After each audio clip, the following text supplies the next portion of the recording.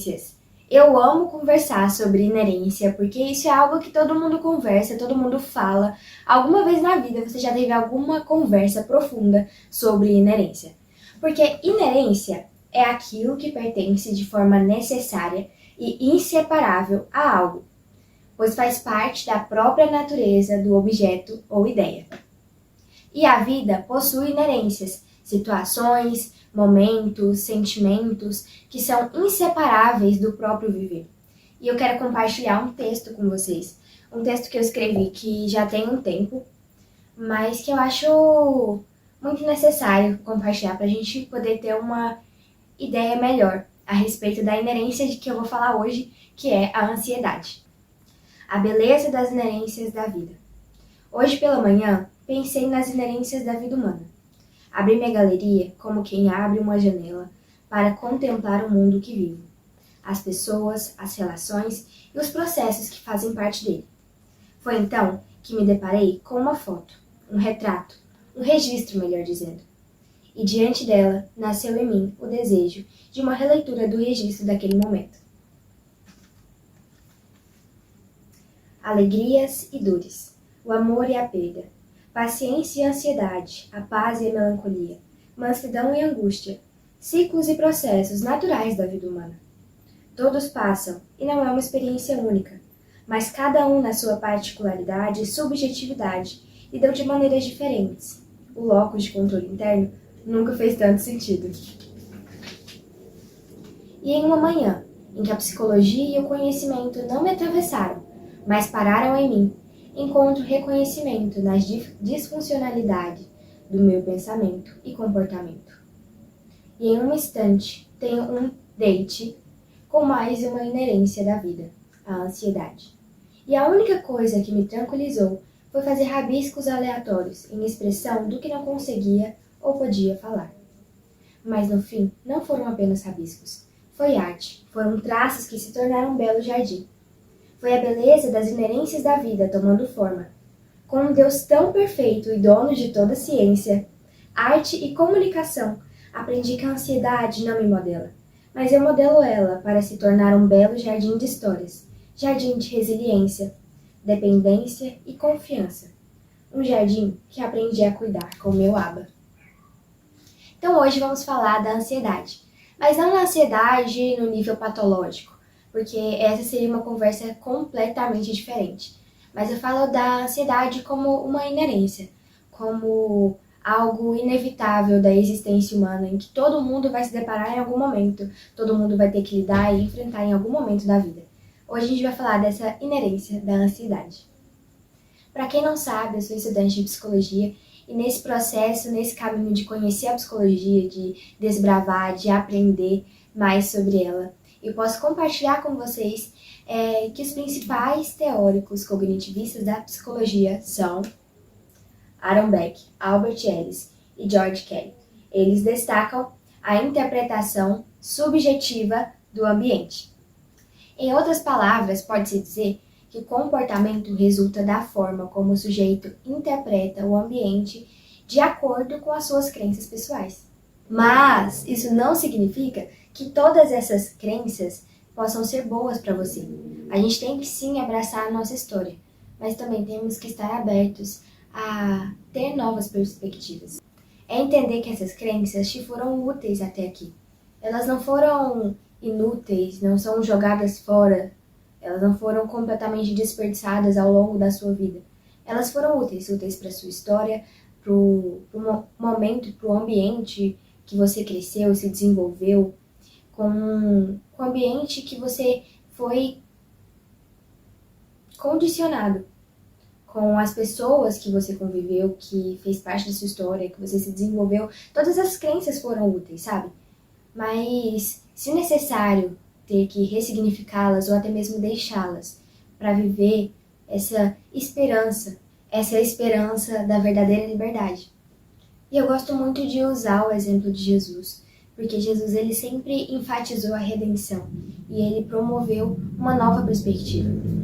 E a gente pode ver isso lá em Marcos 3, do 19 ao 22. mas eu vou ler só o 22.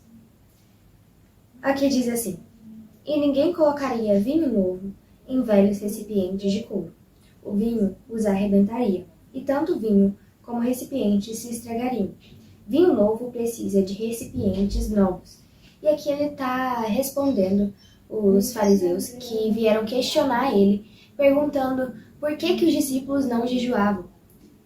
E aí Jesus traz essa ilustração para falar que enquanto Jesus estava ali com os discípulos, era um tempo de festa, era um tempo deles aproveitarem, deles celebrarem a presença de Jesus. Mas no momento que Jesus não estivesse mais com eles, aí sim seria necessário esse jejum. Mas o que tem a ver essa questão do odre velho e do vinho novo? O vinho novo é um novo relacionamento, é as boas novas, é um outro padrão de intimidade, baseado na fé, e não apenas em crenças que nós construímos ao longo da nossa história e somos apegados de maneira inflexíveis a elas. O odre velho simboliza o formato rígido, cheio de moralismo vazio dos fariseus e crenças humanas e culturais terrenas. Então aqui os fariseus estavam questionando, baseado nessas crenças rígidas, nesse moralismo vazio. E Jesus traz um padrão diferente de intimidade, um padrão de um relacionamento, das boas novas, que é baseado nesse relacionamento, nessa liberdade que nós temos em Cristo. E para viver o novo, os discípulos precisaram de odres novos, ou seja, coração renovado, pecados redimidos, conduta, frutos transformados e senso de responsabilidade como cordeiros com Cristo. O vinho novo e um odre velho não faz sentido, porque o vinho ele começa um processo de fermentação e se expande, mas o odre velho tão rígido não consegue acompanhar esse crescimento do vinho novo. O odre que está velho, que já não consegue ter mais aquela elasticidade para expandir, fica rígido demais, dentro de um padrão que já estava estabelecido antigamente, mas que é inflexível. Mas o que isso tem a ver com esse texto que eu tinha lido antes, a respeito da ansiedade? Nós precisamos aprender a perceber e a entender se as nossas crenças, se a nossa forma de lidar, de reagir ao ambiente, às circunstâncias que acontecem na nossa vida, é algo que vai acompanhar esse crescimento, essa expansão do novo e da liberdade que podemos encontrar em Cristo, ou é algo rígido que vai acabar se rompendo e rasgando no meio do processo desse novo, dessa transformação? Eu não venho aqui falar que forma X ou forma Y é a melhor, é a adequada, é a única correta para você lidar com ansiedade, para você lidar com preocupações, para você lidar com crenças construídas no decorrer da sua vida. Mas eu venho aqui falar que nós temos que ter esse olhar sensível para nós mesmos e entender se essa forma como nós estamos lidando, essas crenças que nós carregamos, elas têm sido boas ou ruins para nós, para a nossa vida, para o ordinário, para aquilo que nós buscamos viver e buscamos entregar à nossa vida.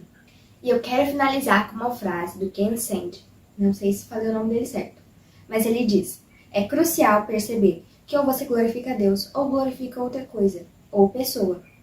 Você está sempre fazendo algo para ser grande. E essa é a reflexão de hoje, é isso que eu gosto de pensar, eu gosto de meditar, eu gosto de escrever sobre as inerências da vida e parar para olhar para o meu dia a dia, para o meu cotidiano, para a minha rotina e poder entender melhor. Que a gente possa desacelerar e realmente estar atento àquilo que acontece à nossa volta, aquilo que acontece não só em volta, mas também acontece dentro da gente. Para que não venhamos estar vivendo a vida com pressa e de qualquer jeito, sem nem ao menos parar, respirar e pensar, será que faz sentido? Será que essa crença ainda me é útil? Será que eu ainda devo continuar agindo dessa forma? Ou eu tenho que buscar uma nova perspectiva, uma nova forma de ver essa inerência de lidar com essa situação e com esse ambiente. Um beijão, até o próximo vídeo!